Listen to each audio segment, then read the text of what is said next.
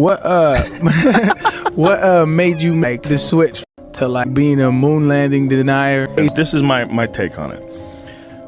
Absolutely, I know enough about astrophysics, about space travel, about the science, about how to get a rocket to the moon and back. Definitely. And I've looked at a lot of very compelling documentaries that explain why it was hoaxed. And they'll show you some footage, and it looks fake as fuck. There's some footage that's really doctored. There's to this day? Yeah, to this day. Okay. Some when you ever seen ones where it looks like they're on wires, that the astronauts are on wires? I have.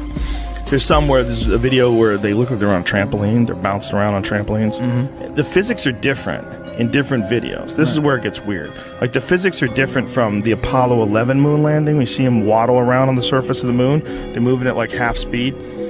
And then you see them in other ones, like the one where they bounce around the air. You're like, wow, they're moving different. They're in the same thing, but it looks different. The first one was very grainy. They showed it on a projection screen. One which has been shown to be true is that the stuff that they passed off as being legitimate photographs of space travel was actually test runs where they blacked out the background and pretended that they were in space. And there's one really clear example of this. It's Michael Collins. Michael Collins, who was the guy who was aboard Apollo 11. In Gemini 15, there's a photo of him in the middle of a, what is it when they walk around outside the spacewalk? They call it spacewalk? Why does that seem like a bad word? It's like spacewalk? Like, if it doesn't seem like that's the official title. Well, he's in the middle of a spacewalk. It's probably something more. Yeah. A little more syllables. Yeah, something slicker. Anyway, so he's doing the spacewalk, and he's got this harness on. He's holding on to this, like, thing. And it was apparently just an image that had already been published of him in a training exercise. And they blacked out the background and flipped the picture upside down. It's the same exact photo. Same exact photo. I mean, people have lined it up and switched it over. It's the same photo. It's just been edited. So the one on the left was them practicing how to use these. I don't guess that the harness is some sort of a thing that he's hanging on to. I guess it moves him around a little bit. They were trying to practice it on the left, and on the right, they just passed it off. They definitely filmed a lot of the training exercises that they did of the moon landing. They filmed a lot of shit. They definitely did. That has already been proven, that they took this fake photograph and they tried to pass it off as real. And it is apparently that the stuff that they filmed, they made out to look like they were on the moon when they were not. So they faked the moon landing.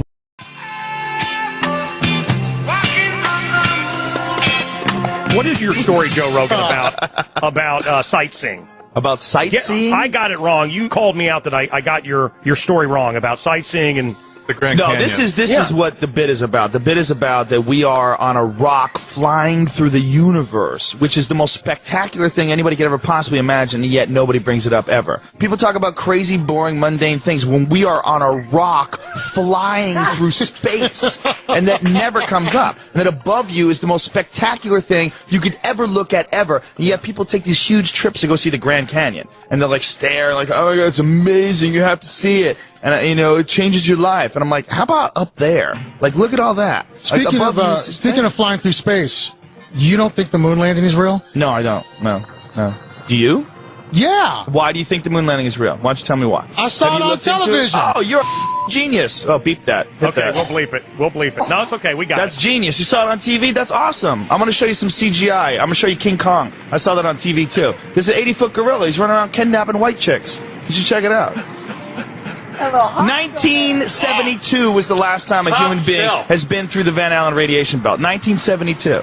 That's the last time. There's been only 7 trips ever that human beings have ever gone past 400 miles. Every single space station mission, every space shuttle, every satellite, all of those are inside the protective Van Allen radiation belts, which start at 1,000 miles. They go from 1,000 miles to, depending on who you ask, if you ask NASA, 24,000 miles. If you ask James Van Allen, the guy who discovered it, it's 67,000 miles of intense radiation that's in a gigantic donut band that covers around the Earth. Now, even if you got outside of that band, you have to deal with solar cycles. There's the apex of a 20-year solar cycle was between 1969 and 1972. All the time when these guys are making those missions. Any one of those guys out there in those tiny little aluminum shielded crafts would have been killed instantly during any solar flare. Why fake it? Thank you, Carl. Why not fake it? You should open with that. If you look at any of the footage online, it looks ridiculous. It looks stupid. If you look at the videos, it looks ridiculous and dumb. You know why? Because in 1969, nobody anticipated that we were going to have VCRs and the internet. We were going to be able to watch that. They wanted to win the Cold War. The Soviet Union's had over 10 firsts in space. First man in space, first woman in space, first they had everything. First dog in space. They had first satellite. They were so much more advanced than the Americans were. But the Americans were more advanced in trickery, and that's what they did. They figured out a way to fake it. That's why when Neil Armstrong got back, first of all, he went insane. They went into a deep depression. So did Buzz Aldrin. He became a huge alcoholic. He gave no interviews. Neil Armstrong still to this day will not give interviews. He gave one speech that he gave at the 25th anniversary of the moon landing, and this is what he said in front of America's best honor students. He said, "We have here amongst us America's best and brightest." And the quote was, "You will achieve many great things if you could peel away one of truth's hidden layers." That's a speech this guy gives standing in front of the top honor students of the country. Not, "I went to the moon." He doesn't say that. He gives this cryptic speech. Now, Bill Clinton, in page 100, I think it's 156 of his book, My Life, he gives this story about how when he was a kid, he was working with this carpenter. And this carpenter said, "You know, I don't believe man landed on the moon." It was 3 months after the moon landing. And he said, "I thought that guy was ridiculous." He said, "You know what? I don't believe anything those TV fellows show you." He said, "After 8 years in the White House, I thought maybe that guy was ahead of his time." Wow. This is in Bill Clinton's autobiography. Wow. This is in his book. There's no way people went on the moon. There's no way. By the way, it's impossible today. China wants to go back to the moon. They don't even have a clue how to do it. They're going to try to get there in 2020. America thinks we could possibly go back in 2017.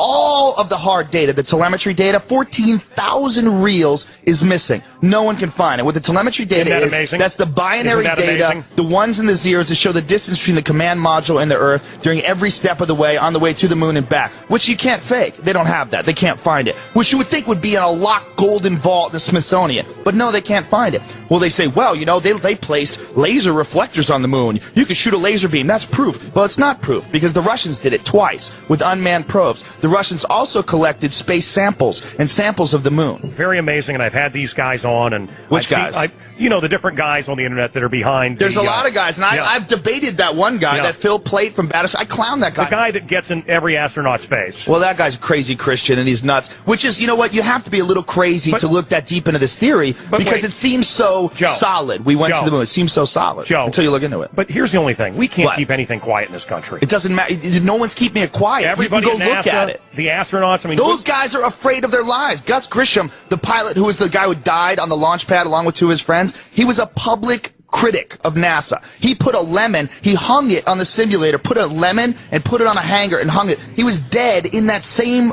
cockpit. He died like 2 weeks later. He burned to death inside of that. They were terrified. This is a matter of life and death. These guys were in the middle of a huge Cold War between Russia, and they wanted to show that America had technological superiority. The race to the moon landing, all that stuff is not about going to the moon and collecting things. It's about military superiority. It's about the ability to do things with military technology. All that stuff they use for NASA, all the stuff they use for the stealth bomber, the space shuttle, all those missions, it's not for philanthropy missions. That's to fuel the machine behind this. And getting to the moon first is making a statement that we have military technological superiority over Russia, and that's what they did. Is Bigfoot real? I don't know. You tell me.